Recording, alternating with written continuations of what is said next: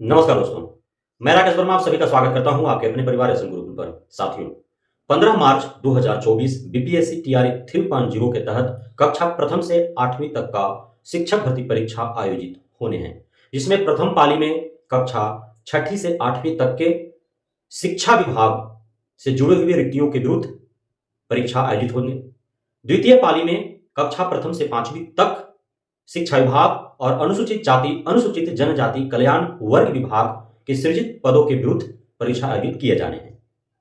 आज यही रात अंतिम, यही रात आखिरी वाली बात है। आप सभी जोर शोर से लगे हुए हैं। साथ ही आप में से बहुत जिनका परीक्षा केंद्र आपके निवास स्थल से काफी दूरी पर होंगे, तो आप कल की परीक्षा है तो आज ही यात्रा पर निकल चुके होंगे और आप घर से अपने बड़े बुजुर्गों का आशीर्वाद लेकर के, साथ ही जिसमें भी आपकी आस्था है, उस गॉड, उस अल्लाह, उस ईश्वर, उस वाहे गुरु दी खालसा, उस यीशु को आप नमन करते हुए, उनसे प्रार्थना करते हुए पूरे विश्वास और भरोसे के साथ कि आपका ईमानदारी पूर्वक परीक्षा बेहद ही पारदर्शी तरीके से लिए जाएंगे, कोई फर्जीवाड़ी नहीं होगा, कोई धांधली सेटिंग नहीं होगा। इस उम्मीद के साथ आप अपने मेहनत, लगन, कर्तव्यनिष्ठता, ईमानदारी, इंटेग्रिटी पर भरोसा कर आप परीक्षा हेतु निकल पड़े हैं और आपका पूरा उम्मीद है कि आप झंडा गाड़ने में अपनी कामयाबी हासिल करेंगे। लेकिन साथियों, जो अब तक होते आया है उसे हम कदापि भूल नहीं सकते हैं, लेकिन इसे खुद को डाइवर्ट होने की आवश्यकता नहीं है, डिमोटिवेट करने की आवश्यकता नहीं है, बल्कि हमें हमेशा सकारात्मक उम्मीद के साथ कदम आगे बढ़ाते रहने की आवश्यकता है। साथियों, जब भी फर्जीवाड़े को लेकर के, धांधली सेटिंग को लेकर के, सॉल्वर गेम को लेकर के कोई भी वीडियो बनाए जाते हैं, उसके नीचे कमेंट बॉक्स में दर्जनों नहीं सैकड़ों कमेंट्स आपको देखने को मिलते हैं कि कहीं ना कहीं, चाहे परीक्षा बीपीएससी के माध्यम से ही क्यों ना हुए हो, चाहे वो बीपीएससी टीआरई 1 हो या टीआरई 2 हो, हर परीक्षा बिल्कुल भी पारदर्शी तरीके से आयोजित नहीं हो पाए हैं, जिसका साक्ष्य के तौर पर आपको जब शिक्षा विभाग के द्वारा परीक्षा के उपरांत जब थंब इंप्रेशन और एम आधार से फोटो और नाम मिलाए जाने लगे, तब आपको समझ में आ ही गया होगा। और हमारे द्वारा जो वीडियो बनाए गए उस जांच के पूर्व ही, जिसमें कमेंट बॉक्स में सैकड़ों कमेंट्स देखने को मिले, उन सभी की बातें सत्य सा प्रतीत होने लगा। तो साथियों, ऐसा हमेशा से आते रहा है, चौक चौराहे, चटी बाजार, सोशल मीडिया के माध्यम से ये बातें निकल करके कि चाहे वो टीआरई 1 हुए हो या टीआरई 2 हुए हो, और यह साक्ष्य भी तो उपलब्ध है ही शिक्षा विभाग के जांच उपरांत जो देखने को मिला, जो निकल करके सामने आया कि किस प्रकार से धांधली सेटिंग हुए हैं। उसमें सबसे बड़ा जो आरोप लगा है, हालांकि उसके साक्ष्य किसी के पास उपलब्ध नहीं है, सिर्फ सुनने को मिला है, पढ़ने को मिला है सोशल मीडिया के माध्यम से। न तो कोई मेन स्ट्रीम्स न्यूज चैनल ने इसे चलाया है, न ही समाचार पत्रों के माध्यम से कहीं हमने ऐसा पाया है, लेकिन सोशल मीडिया पर कमेंट बॉक्स के माध्यम से एवं अन्य सोशल मीडिया के साइट्स के माध्यम से यह खबर निकल करके आते रही है हमेशा से कि परीक्षा से पूर्व ही, चाहे वो टीआरई 1 हो या टीआरई 2 हो, 8 लाख, 10 लाख, 12 लाख, जब जिसे जैसे डील हो गया, परीक्षा से पूर्व प्रश्न पत्र बाहर निकल करके आ गए। और हुआ क्या, किस प्रकार से हुए? तो साथियों, 2-3 सीढ़ियां अलग अलग बने हुए थे। एक तो विभाग या आयोग के अधिकारी कर्मचारी जिन्होंने वहां से प्रश्न पत्र निकाला, दूसरा गेमलर, सेटर, सॉल्वर गैंग का सक्रिय सदस्य, माफिया, शिक्षा माफिया, नौकरी माफिया, पेपर लीक माफिया, और तीसरा ग्राउंड लेवल पर जो कैंडिडेट्स और उस सेटर के बीच में जो संपर्क बनाने का कार्य करता है, उसके माध्यम से कैंडिडेट्स को ग्राहक के तौर पर डील किया जाता है। और उसमें होता क्या है, परीक्षा से एक दिन पूर्व ही उसे एक निश्चित तिथि, समय और स्थान पर बुला करके उसे एक कमरे में या फिर गाड़ी में ही बंद कर दिया जाता है। उसके सेलफोन, स्मार्टफोन छीन लिए जाते हैं, उसका ओरिजिनल डॉक्यूमेंट्स जमा करा लिए जाते हैं और उसे प्रश्न पत्र आंसर के साथ दे दिए जाते हैं और वह पूरी रात रट्टा मारता है और सुबह पूरी तैयारी के साथ उस सेटर, उस गेमलर, उस माफिया के द्वारा ही उसे उसके परीक्षा केंद्र तक छोड़ दिया जाता है। प्रश्न पत्र उसके सामने जब आते हैं परीक्षा भवन में, कक्ष में, जब उसे लगता है कि हाँ, रात में जो उसने रटा वही प्रश्न उसके सामने हैं, आसानी से वो प्रश्न को हल करता है। खुशी खुशी वह परीक्षा भवन से परीक्षा देने के उपरांत तो बाहर निकलता है, फिर सेटर से उसका संपर्क होता है, फिर उससे फीडबैक लिया जाता है और जब दोनों में समन्वय बनता है कि हाँ, प्रश्न वही थे जो हमने रात में रटा था, जो आपने दिया था, उसके बाद लेन देन का सारी प्रक्रियाएं पूर्ण की जाती हैं। एट ए टाइम 24 घंटा के अंदर 50% से अधिक पैसे वसूल कर लिए जाते हैं। लेकिन जितने में डील होता है, पूरा पैसा जब तक सेटर के पास नहीं पहुंच गया होता है, तब तक वह ओरिजिनल डॉक्यूमेंट्स नहीं देता है कैंडिडेट को। साथ ही यदि ज्यादा लेट होते हैं तो काउंसलिंग भी वही सेटर करवाता है। सेटर उधर से ओरिजिनल डॉक्यूमेंट्स लेकर के आएगा, काउंसलिंग हो जाएगा, काउंसलिंग के बाद पुनः वो डॉक्यूमेंट्स लेकर के चला जाएगा।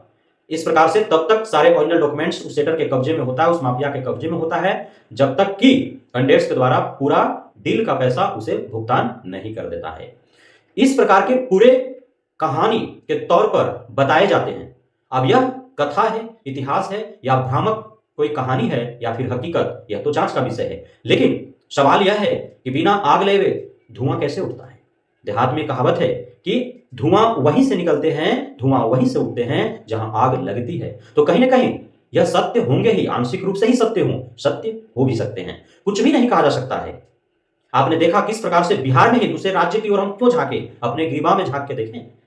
बिहार पुलिस कांस्टेबल परीक्षा हुए, प्रश्न पत्र लीक हुए, परीक्षा पोस्टपोन कर दिया गया, रद्द कर दिए गए, अब तक अता पता नहीं है कि उसका परीक्षा कब होगा।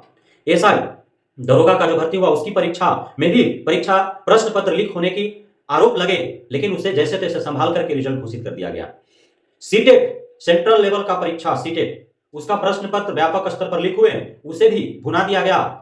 जांच कमेटी बैठे, जांच हुए, पकड़े भी गए कुछ, लेकिन सब कुछ जो है वो अंधेर नगरी चौपट राजा वाला के अंधेर कोठरी में चला गया और रिजल्ट घोषित कर दिए गए, कुछ नहीं हुआ। खैर मनाइए यूपी, जहां पे युवा जागे और वहां जो आरओ एआरओ का पेपर लीक हुआ, वहां जो यूपी पुलिस कांस्टेबल का पेपर लीक हुआ, उसके विरुद्ध में व्यापक स्तर पर आंदोलन हुए, धरना प्रदर्शन हुए।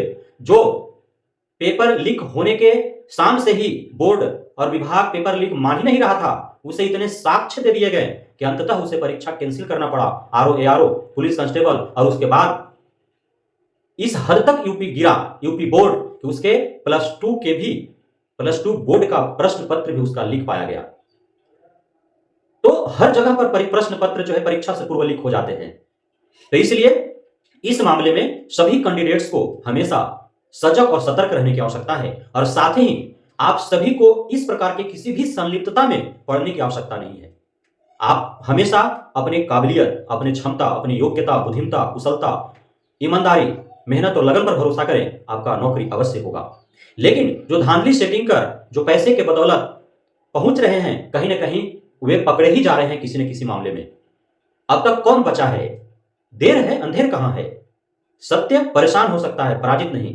नियोजित शिक्षक जो वर्षों से शिक्षा विभाग, बिहार सरकार को, शिक्षा मंत्रालय को आंख में धूल झोंकते हुए बिहार के राजस्व पर हजारों करोड़ रुपए का चंपत लगाते रहे, आज क्या स्थिति है 2024 में? सभी डर के मारे थर थर कर रहे हैं।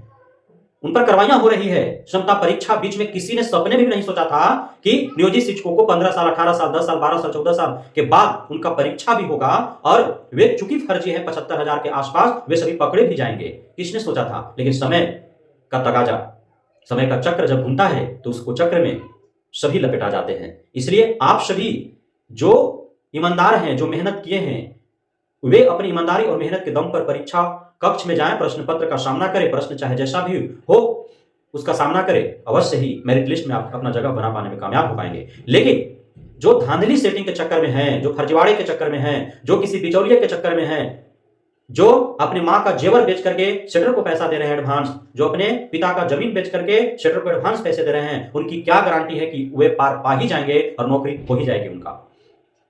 क्योंकि सेटर के पास उनका ओरिजिनल डॉक्यूमेंट्स भी जमा होता है।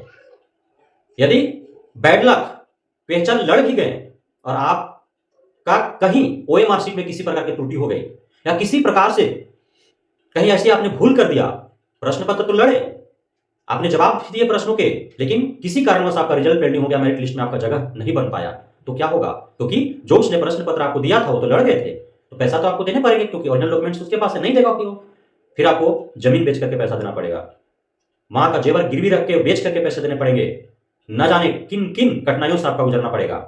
इसलिए उन सॉल्वर गैंग के चक्कर में, उन शिक्षा माफियाओं, पेपर लीक माफियाओं, नौकरी माफियाओं के चक्कर में आप कतई न रहें। खास करके आप शिक्षक बनने वाले हैं, शिक्षक समाज का आईना होता है। आप अपने छात्र छात्राओं के आदर्श होंगे, नवयुवा के आदर्श होंगे, और आप जब इस प्रकार से पेपर लीक मामले में संलिप्त रहेंगे, धांधली स्टेटर में संलिप्त रहेंगे, फर्जीवाड़े में संलिप्त रहेंगे, तो फिर क्या आप दिल से ईमानदारी पूर्वक, क्या आपका जमीर जो है वो ईमानदारी का पाठ पढ़ाने के लिए गवाही देगा कि आप अपने बच्चों की ईमानदारी का पाठ पढ़ाएं, जबकि आप जिस पद को पाए हैं वह पद ही बेईमानी से आपने पाया है, तो ईमानदारी का पाठ आप कैसे पढ़ा सकते हैं अपने बच्चों को? तो आप अपने जमीर से पूछ करके और फैसला ले कि आपको करना क्या है। क्या उस बिचौलिए, उस धांधली सेटिंग करने वाले सेटर, उस सॉल्वर गैंग, उस शिक्षा माफिया, नौकरी माफिया, पेपर लीक माफिया के साथ आपको खड़े रहना है, उसके बदौलत आपको नौकरी पाना है, या फिर आपने आपके जो माता पिता परिवार जो आपको संस्कार दिया है, जिसके बदौलत आप यहां तक पहुंचे हैं अपने मेहनत और लगन के बदौलत, उस अपने गुण से आपको नौकरी पाना है, एक निर्णय आपको लेने हैं।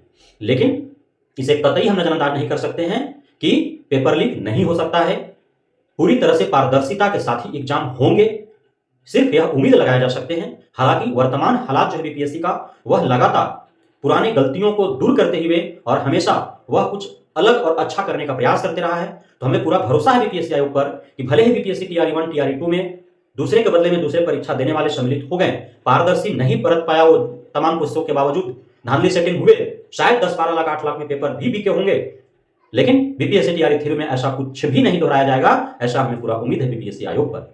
साथ ही तमाम 4.5 लाख शिक्षक अभ्यर्थी जो बीपीएससी टीआरई 3.0 में सम्मिलित हो रहे हैं, उनमें भी राष्ट्रीयता है, राष्ट्रभक्ति है। अपने देश में इस प्रकार के कुप्रयास जो करने वाले असामाजिक तत्व हैं, उसका वो बढ़ावा नहीं देंगे। अपने इंटेग्रिटी, ईमानदारी से वे इस परीक्षा में सम्मिलित होकर के मेरिट लिस्ट में जगह बना पाने में कामयाब होंगे, ऐसा मुझे उम्मीद है। बहुत बहुत धन्यवाद आप सभी साथियों का हमारे साथ जुड़े रहने के लिए, बढ़ने के लिए, इतना प्यार देने के लिए, भरोसा बनाए रखने के लिए। जय हिंद।